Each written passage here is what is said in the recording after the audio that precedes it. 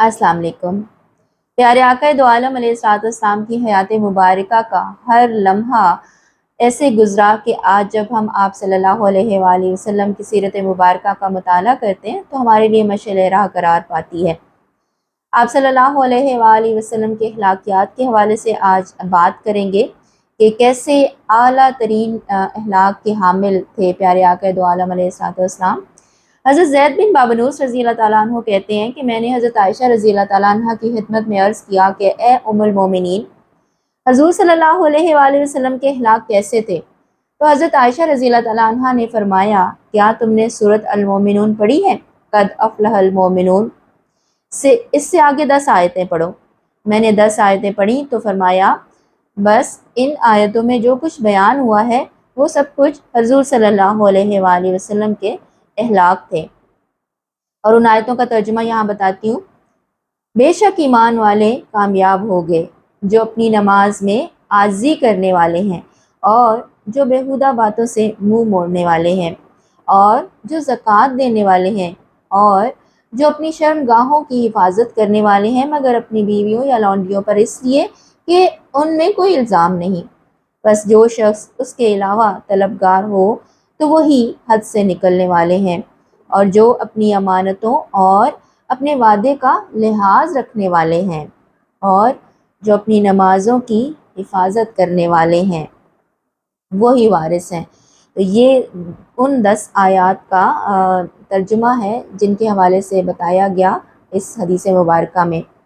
एक और हदीस मुबारका का हवाला देते हैं कि हज़रत अबू दरदा रज़ी अल्लाह ताला अन्हु फरमाते हैं कि मैंने हज़रत आयशा रज़ी अल्लाह ताला अन्हा से हज़ूर सल्लल्लाहु अलैहि वसल्लम के अखलाक के बारे में पूछा तो उन्होंने इरशाद फरमाया, हज़ूर सल्लल्लाहु अलैहि वसल्लम के अखलाक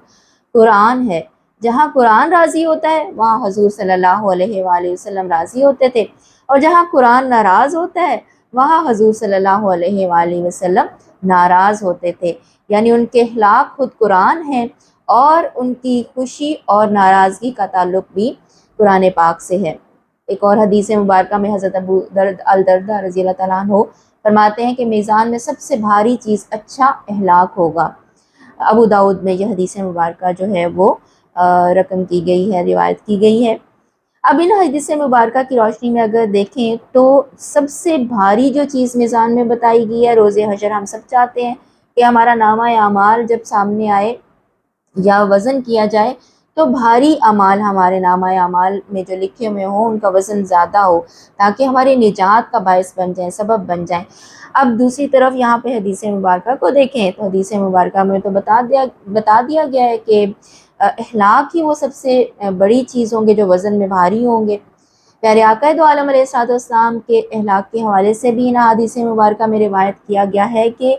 कुरान में जो कुछ मौजूद है, जिससे कुरान खुश होता है उसी से प्यारे आका दो आलम अलैहिस्सलाम खुश होते हैं। यानी जो कुरान पाक ने हुक्म दे दिया, यानी जो अल्लाह ने हुक्म दे दिया वही प्यारे आका दो आलम अलैहिस्सलाम का भी हुक्म है, रज़ा है, उसी में उनकी खुशी है। और जिस चीज़ से कुरान ने मना फरमाया यानी अल्लाह ने मना फरमाया उसी से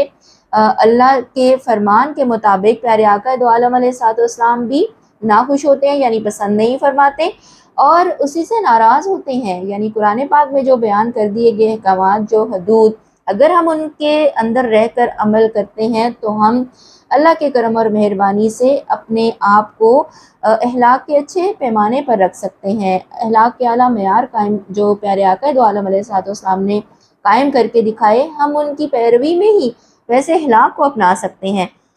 और सूरत अल मोमिनून की पहली 10 आयत जिनका मैंने तर्जुमा भी यहाँ पर कोट किया, उनमें भी बहुत अच्छी तरह से खोल कर बयान कर दिया गया है कि प्यारे आका दो आलम अलैहिस्सलाम ने किस तरह के अखलाक का मुज़ाहरा किया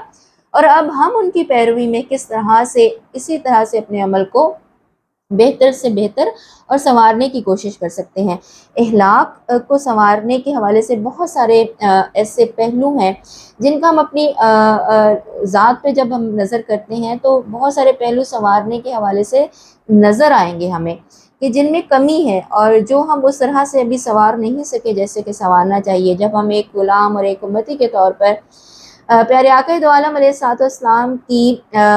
सीरत मुबारका का मुताला करते हैं تو ہمیں پتہ چلتا ہے کہ انہوں نے تو بہترین اخلاق کا مظاہرہ کیا، ہر حوالے سے